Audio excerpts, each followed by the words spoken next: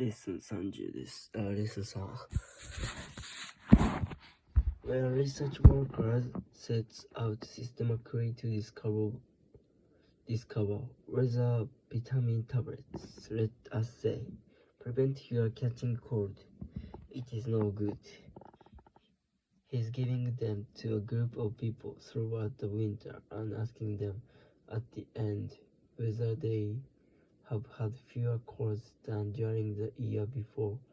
Neither is it enough to give vitamins to half the people in a larger group and compare with the other half who are giving nothing. Human imagination is such that some of the people receiving the pills will be affected, one way or the other, by the very fact that something is being done to them. Now the competent experimenter is now trained to giving vitamin tablets, or whatever it is he may be testing, to one group of people and dummy tablets to another exactly comparable group.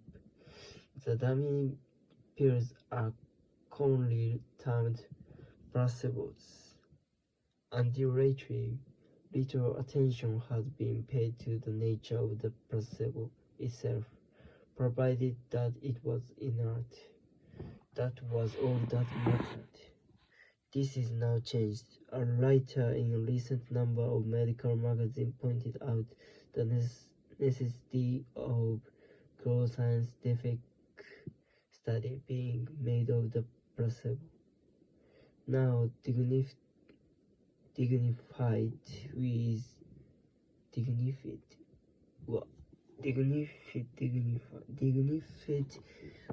the title of a research tool. Another writer in the American Journal of Medicine goes into some detail on the matter.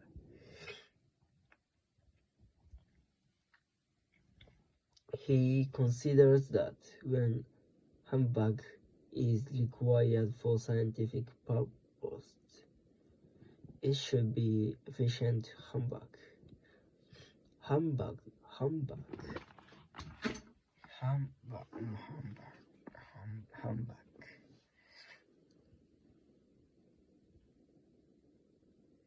Placebo medicine, should it now appears, be red, yellow, or blue, not blue or green, which are colors associated with poisons. The taste should be bitter but not unpleasant.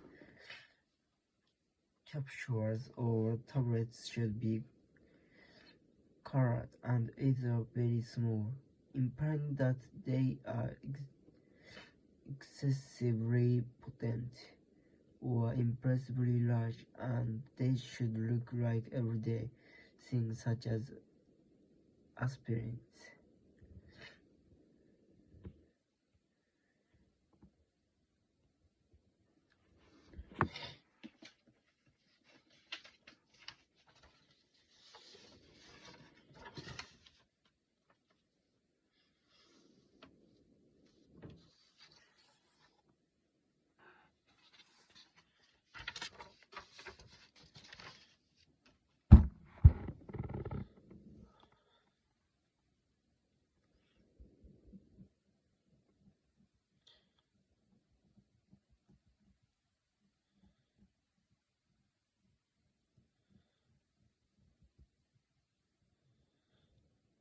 It is now argued a particular drug cannot, in a scientific sense,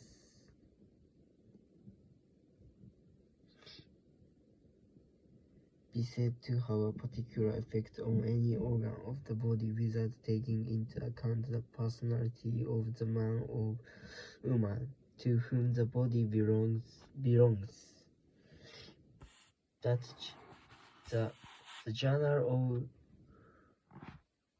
Pharmacology published an article not long ago pointing out that when a drug is being tested for its effect,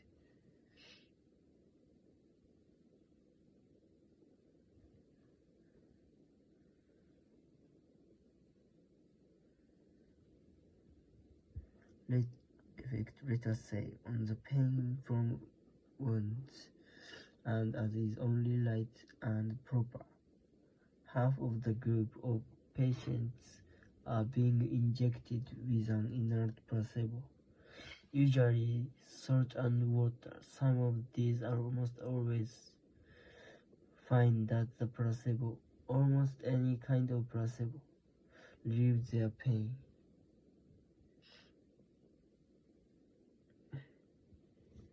A scientific study of these patients, these placebo reactors as they are called, shows that like people who are accident prone, they possess certain characteristics. Those people who are particularly susceptible to humbug, we must assume, are more grateful to the people who are experimenting on them, more cooperative with the nurses, and more talkative than normal individuals.